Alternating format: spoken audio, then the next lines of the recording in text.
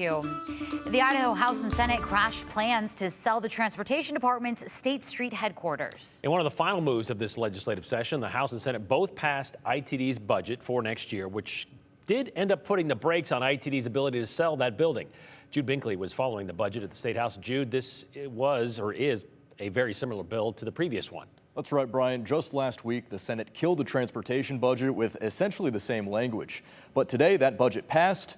Certainly not without drama, though. The Senate took up an ITD budget bill this afternoon, but it was ruled out of order.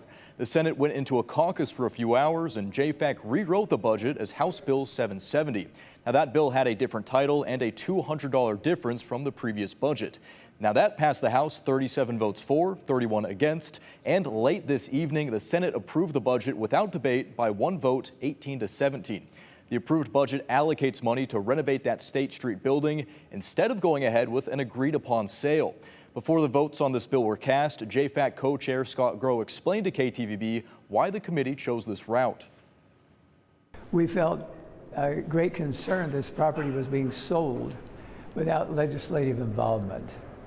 And so because of that, we then worked to try to get the legislative language into the bill saying that we did not want that property to be sold at this point, that we felt it was important to keep where we were, and that was the cheapest method, keep where we are, remodel the building that had its challenges. A frozen pipe in the ITD State Street headquarters burst and flooded the building in 2022, and that building has been vacant ever since. It was auctioned off last September for roughly $52 million, but now that sale's being canceled. A renovation would have to address water damage plus asbestos and lead. Now, this is one of the last things holding up this legislative session.